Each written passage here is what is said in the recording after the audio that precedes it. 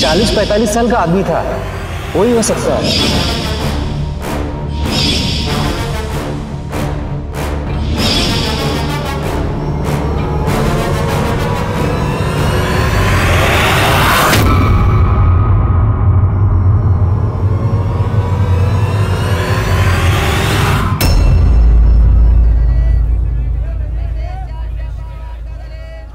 ऐसा ये जलेबी पैक कर दी है। रजू, अगर मिठाइयाँ तैयार हो जाए ना तो ऑर्डर वक्त पे पहुंचा देना चाहिए। जी भाई साहब। इससे मिठाई और हमारी साख दोनों की दोनों ताजा रहती हैं, समझा? भाई साहब, आज सुबह से आप मुझे ऐसे समझा रहे हो जैसे मुझे सब कुछ सिखाकर आप कहीं जाने वाले हो। भाई साहब, आप हो ना मेरे साथ में, फिर मुझसे कोई गलती हो भी जाए तो आप संभाल लेना। हाँ हाँ, वो क्या ना कि कई बार मुझे इधर उधर जाना पड़ गया तो तब तो टाइम ना होगा, तो मेरी यही सीख काम आएगी थारे, समझा? जी भाई साहब।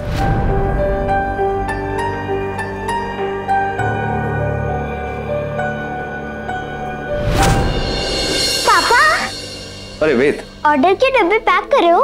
हाँ हाँ बेटा। अच्छा पापा, आपका ऑर्डर का मैसेज मिल गया ना? अरे हाँ हाँ, मैसेज मिल गया था तभी तो ऑर्डर तैयार किया।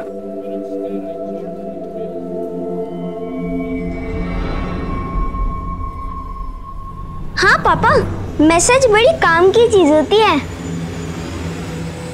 अच्छा पापा, बाद में मिलते, बाय। अरे बे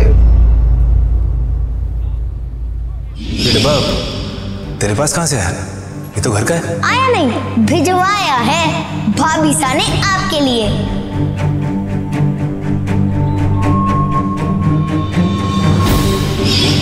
ऐसे तो मैं और संध्या एक दूसरे को संदेश भेजते थे।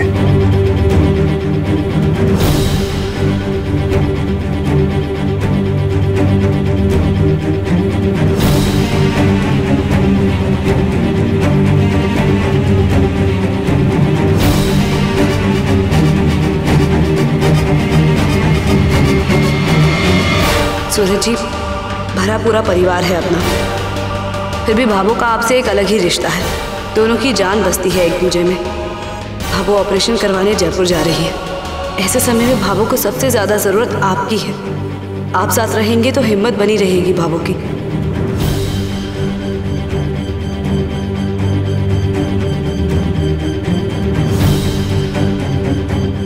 मैं जानती हूँ इस केस का मुझ पर बहुत दबाव है और इसीलिए आप नहीं जा रहे हैं, लेकिन वो तो मेरी ड्यूटी है। मैं सब संभाल लूंगी। यहाँ से ज्यादा इम्पोर्टेंट है आपका भाभो के साथ जयपुर जाना। 3 दिन बाद आप भाभो के साथ जयपुर जाएंगी। आपकी संध्या।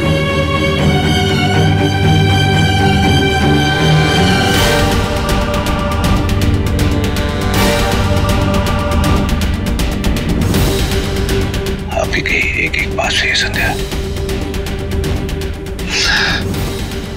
ऐसे नाजुक समय में मुझे अपनी भाभो के साथ होना चाहिए था, लेकिन इस बार मेरी मजबूरी है। मैं भाभो के साथ नहीं रह सकता, उनके जा ही नहीं पाऊंगा।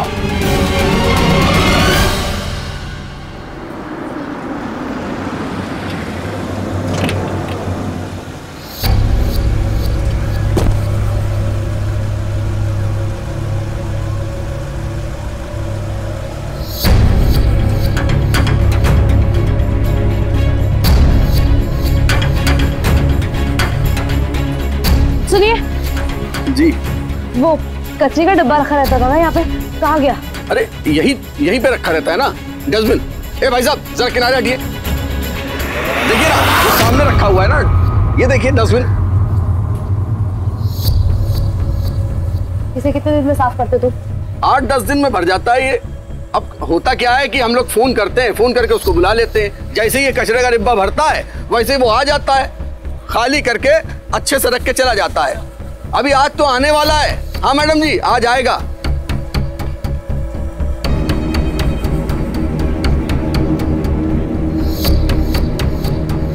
ये भैया लगता है कुछ लंबा मामला है, हम तो चले भाई राम।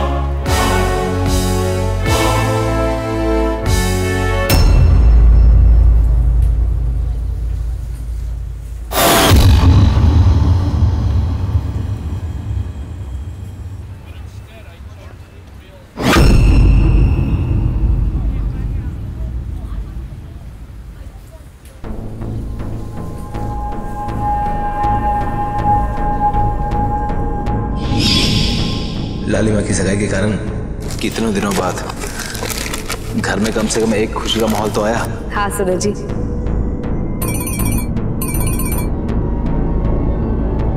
सूरज जी, मेरा फोन बज रहा है। रुकिए।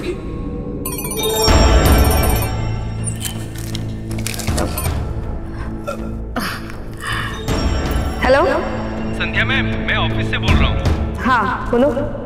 मैम वो आपकी पर्सनल लाइन चालू हो गई है, नया नंबर देना था आपको। अच्छा, अब लिख सकते हैं अभी? हाँ हाँ हाँ सूरज जी, एक नंबर लिखिए ना। इसी पे लिख लेता हूँ। बोलो। 612।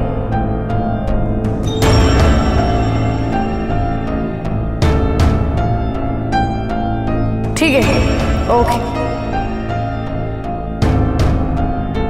सूरज जी, ये मेरे ऑफिस का अपना नंबर है, इसे सेव कर दीजिए मेरे फोन में। वैसे ये आपके ऑफिस का अपना नंबर है? हाँ। तो ये तो मेरे फोन में सेव होना चाहिए ना, क्योंकि मैं आपको फोन करूंगा।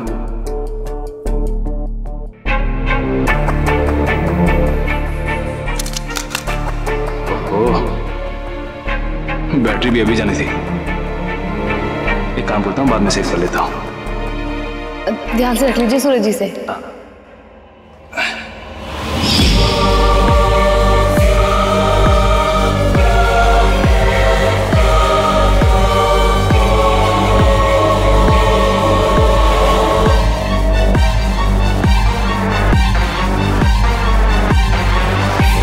मोहित की हत्या की खबर सूरज जी ने पुलिस को दी। सूरज जी सब जानते थे, तो सगाई के समय चुप क्यों रहे? मुझे भी कुछ नहीं बताया सूरज जी ने, क्यों?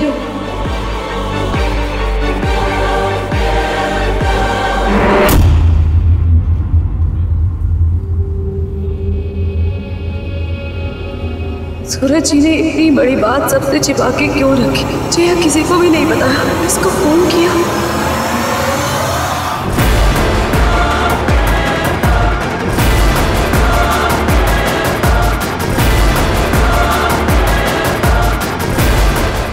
क्या सूरज जी कुछ छिपा रहे हैं?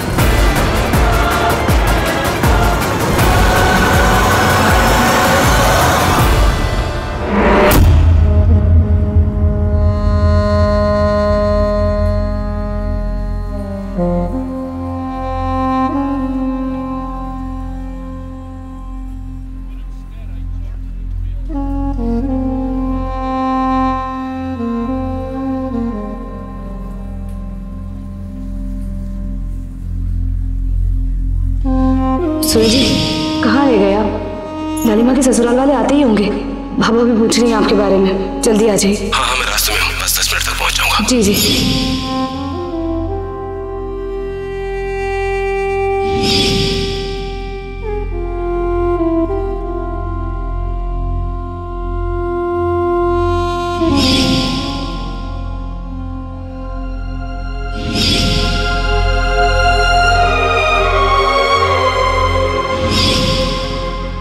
आपकी कुर्ती पर स्टिकर लगा हुआ है, प्राइस टैग।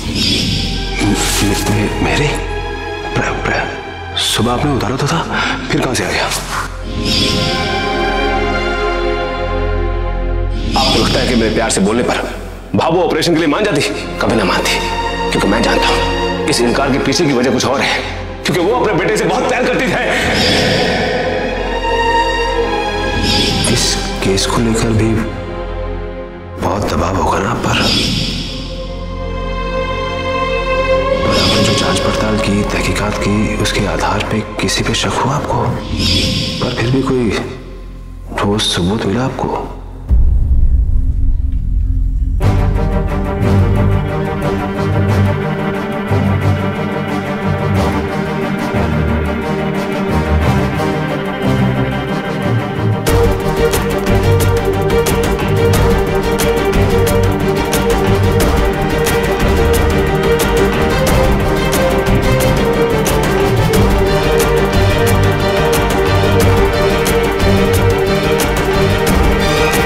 रेडीमेड कपड़ों की दुकान है ना, नरेश एम्पोरियम, वहां चलो।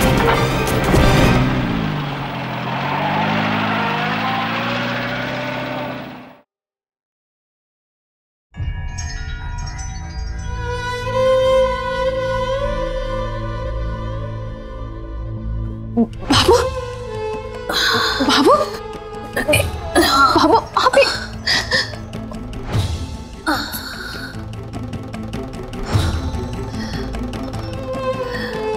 बाबू आपकी तबीयत इतनी खराब है, कितनी कमजोर है आप, और आप इसे परी को क्यों उठा रहे? चिंता मना कर बेननी, तू और परी हमारी जिम्मेदारी है, और चीज जिम्मेदारी है।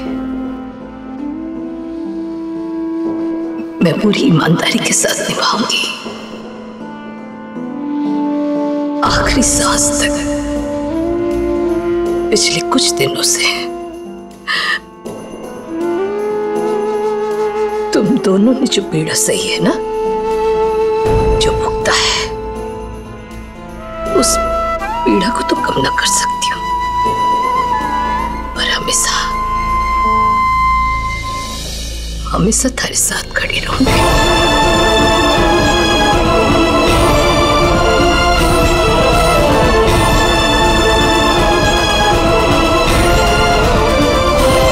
नहीं बाबू, पिछले कुछ दिनों में जो घाव मिले हैं आपको, उसकी वजह भी मैं ही हूँ। थारी नासों की वजह मैं हूँ बीननी, मैं।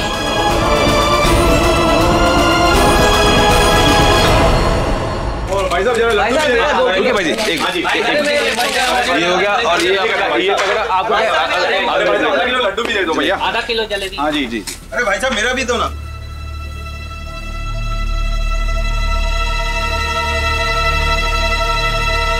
पूरे 5,000 रॉकेट लेके गया था, बोला 1 महीने में लौटा दूंगा। अब आप बताइए कब लौटेंगे हमारे पैसे? पहली तारीख को उसने मुझसे 10,000 रुपए लिए थे और बोला पार्लर के लिए कुछ सामान लेना है, 15 दिनों में लौटा दूंगा।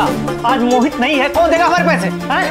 हाँ तो क्या हुआ, मुझे क्या कह रहे हो? हाँ? देखो मेरे दुकान में यहाँ पे आके हंगामा करने की जरूरत है, चलो जाओ ऐसे, ठंडी का वक्त हो रहा है। विक्रम भाई साहब अभी दिमाग खराब हो रखा है, आप तो बस सीधे सीधे ये बताओ कि कब लौटाओगे हमारा पैसा? तू उसका भाई है तो पैसा नहीं देगा क्या?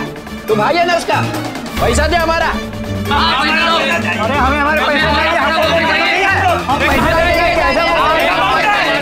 ओ भाई साहब शांत करो, मिल जाएंगे आपको आपके पैसे, ले लो मुझसे जाके। अगर हमारा पैसा ना मिला ना तो पूरी दुकान बेच डालेंगे हम। ले जाएंगे हम। लाख पैसे की एक बात बोलूं, तुमने पैसे दिए, उसने पैसे लिए, समझे? जवानी लेन देन हुई, कोई लेखा पड़ी नहीं तुम लोग के पीछे। तो तुम्हारा भाई है। सुनो तो सही, अरे पैसे ऐसे कैसे चाहिए? आपका क्या है? आप तो 1000 मांगोगे, आप तो लाख मांगोगे, मैं क्या इधर मोहित का खाता चुका के बैठूंगा? चलो काम करो। अरे लिखा पड़ी की क्या बात है? हाँ हमारी शाख है यहाँ पे, तुम्हारे धोखेबाज भाई की तरह नहीं। सारी जिंदगी इधर से उधर करता रहा और मर के भी लेके ही डूबा ना। क्यों भाइयों? तो मर क्यों नहीं जाते? मरो फिर लो उससे पैसे, मुझसे क्या मांग रहे हो? मुर्दे के पास तो जाएंगे नहीं, आएंगे तो आपके पास ही ना। अरे इसीलिए तो उसको मौत भी ढंग की नहीं मिली। वो कहते हैं ना, बुरे काम का बुरा नतीजा। खैर इन बातों से हम लोग को कुछ लेना देना नहीं है, हमें हमारे पैसे चाहिए, हमारे पैसे दो। 7 दिन में हमारे पैसे चाहिए हमें। चलो भाइयों 7 दिन बाद आएंगे। चलो। अरे शक्ल देखो उसकी, कि नीयत ही नहीं है पैसा देने की, पैसा क्या देगा वो?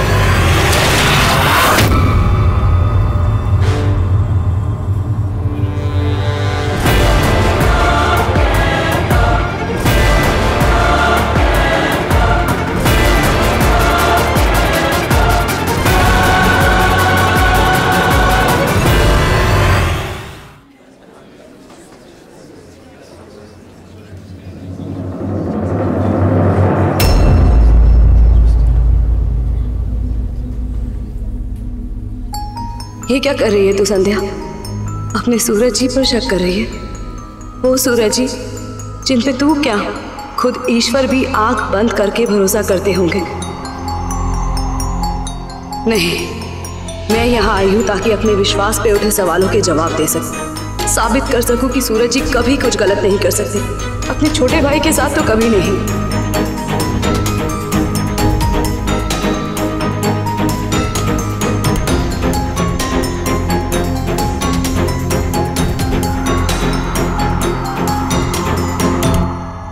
आपकी दुकान से 15 नवंबर को एक नीले कलर का कुर्ता खरीदा गया था, 32 साइज का। मैं फोटो भी दिखाती हूँ आपको, ये देखिए। इसका बिल मिल सकता है क्या मुझे? 1 मिनट मैम, मैं चेक करता हूँ। हाँ जी। अरे मैडम के लिए 1 गिलास पानी लाइए।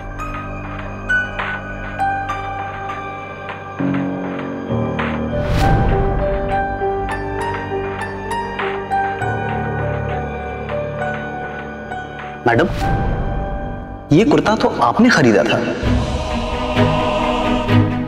ये देखिए बिल, और इस पे नाम भी है आपका, संध्या राठी।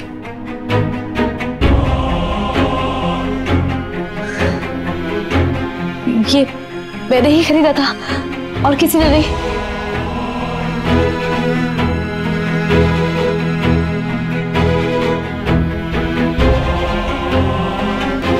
एक मिनट मैम, जिस रोज आपने कुर्ता खरीदा था उसी दिन दोपहर में सेम साइज और सेम कलर का कुर्ता किसी सूरज राठी ने खरीदा था।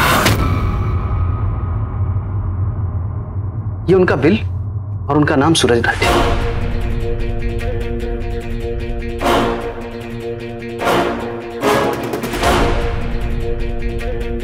और वो कुछ ज्यादा ही जल्दी में थे, उन्होंने डेबिट कार्ड स्लिप पर साइन नहीं किया और पेमेंट करके चले गए।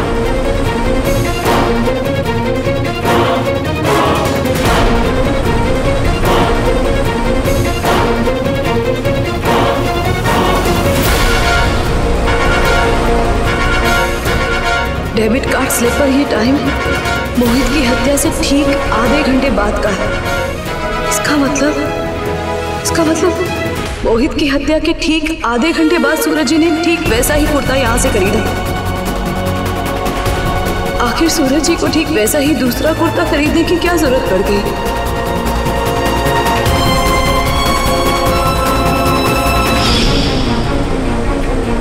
आपके कुर्ते पर स्टिकर लगा हुआ है, प्राइस टैग। मेरे सुबह आपने उतारा तो था, फिर कहां से आ गया? इसका मतलब प्राइस टैग लगा हुआ वो कुर्ता सूरज जी का खरीदा हुआ दूसरा कुर्ता था। फिर सूरज जी ने उस कुर्ते के बारे में कुछ बताया क्यों नहीं? मेरा खरीदा हुआ कुर्ता कहाँ गया? सूरज जी ने मोहित की हत्या की जानकारी पुलिस को दी, तो मोहित की हत्या के ठीक आधे घंटे बाद वैसा ही कुर्ता खरीदा।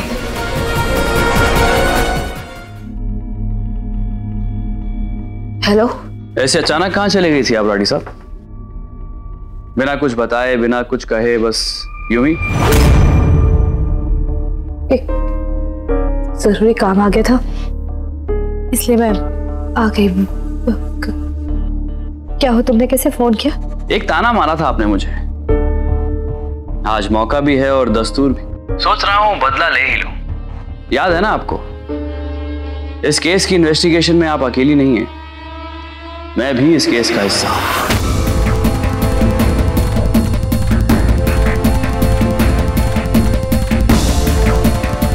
राठी साहब, आपकी खामोशी बता रही है कि आपको इस केस में कोई अहम इंफॉर्मेशन मिली है जो आप मुझसे शेयर नहीं करना चाहती।